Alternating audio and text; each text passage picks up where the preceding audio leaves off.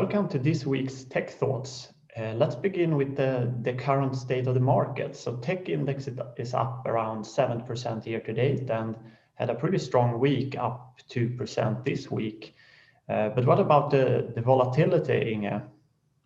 And interestingly enough, the volatility between the names has now increased quite a lot. And I think that's clearly a sign that people are a little bit nervous given where we are year to date and also given the valuation. So we definitely see a lot of volatility, although Nasdaq is trending along quite fine. And you probably also saw the FANG names underperform quite dramatically this week. Yeah, Apple was down quite a lot. Yeah, and we also had Amazon and Facebook. Yeah, and we also had some interesting gaming reports. What can you say overall when it comes to Ubisoft and Take-Two and Zynga reporting this week? I think the general thought is that, as expected, Q4 was very, very strong. And everybody was expecting that. And then we have to break it down a little bit into pieces when it comes to the different vendors. But I would say in general, they're breeding optimism about 2021. And people are worried about the underlying growth after COVID and stay at home.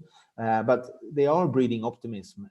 But stocks are down a little bit when it comes to, especially to Ubisoft, due to some delays again when it comes to Ubisoft. But I'm not that worried. I think the valuation is interesting and the product portfolio looks strong. And they are also quite optimistic about the full year.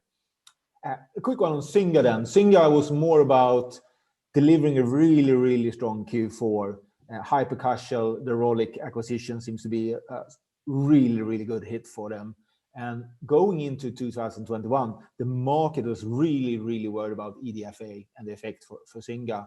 Them coming out and guiding as aggressively as they are for 2021 and even 2022 is very, very positive. And that's what we saw in the share price. But underlying, I would say, really not a lot of new news. Yeah, interesting. And this new thing that Apple launched when it comes to sharing amongst apps that you talked about, it's also rumored that Google Play will incorporate that, or Android. I wouldn't be surprised. It's really a hot topic now with tracking of customers and so on. And as you know, it's a political game and the regulators want it. So it's definitely going to happen. But it's normally, as it's equal for everybody, it's really a workaround. What could be happening is that the smaller guys, once again, are going to have more difficult time than the big guys, which has more money to spend on marketing. So sadly enough, the smaller guys going to suffer more, I think. Yeah, and it was interesting, Mark Zuckerberg, how he really portrayed Apple as the big competitor now, both locking how they share data, but also iMessage as a big competitor to Facebook. But leaving that aside, should we talk a bit about the semiconductor industry? Yeah, it really is flying for the moment, and everybody is talking about it. But as you know, we've been quite pushy in this sector for a very long time on capital equipment side. As we saw this very, very early, we are in say 2020 already, a year where we saw capacity constraints given what we saw in the marketplace with GPUs, with mobile phones, 5G, with the new gaming consoles and so on.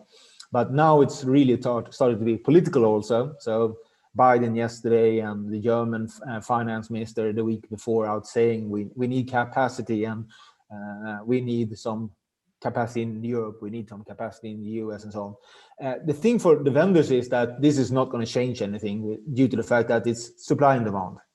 And it's going to take a lot of time. Even if Biden decides to push in a lot of money on this, we're talking about new factories 2023, 2024, and TSMC is already planning a new one in Austin. Samsung is already planning a new one in Austin. Intel is building it out. So there aren't much they can do in a really, really short run. What they could do is unban SMIC in China, which is creating the problem in the car industry. So Mr. Trump has increased that problem a lot. But for the vendors, this is really a good environment, but it doesn't change the balance of things because it's supply and demand, and it takes a very, very long time to get these factories up and running. A lot of car manufacturers really wrote about that in their reports. But how should you think about that shortage? You say it's a bit around the Chinese supply there, but is it any companies that are interesting to invest in due to this, or is this more of a low margin product? As we like all the vendors, which are strong in their segment. So Applied Materials, ASML, KLI Tencor, Lam Research, and we like TSMC, which is, as you know, the biggest supplier in the world. And it's not just the car industry; it's all across the board. If you think about PlayStation, Xboxes, and the 5G phones, it's all of them asking for high end, so smaller chip sizes. And on top of that, we have the problem on the car industry, which is probably 29 nanometers or higher.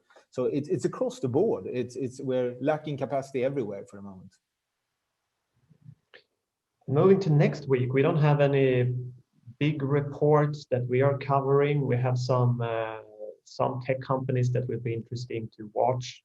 Shopify, the e-commerce platform, for example, and Yandex, the Russian Google, that has also bought Uber's business and is growing a lot within taxi.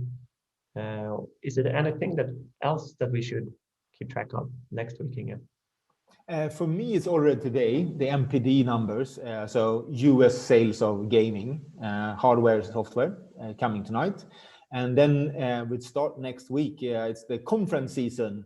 So all the companies will be out talking at the conferences, the Morgan Stanley big tech conference and so on. So getting some more,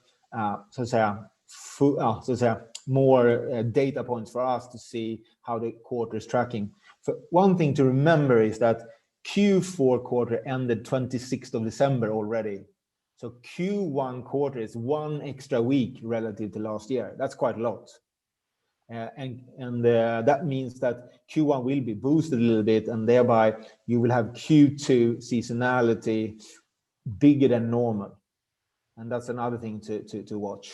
So those are the things we will be watching. Great. Thanks for today. Thank you very much.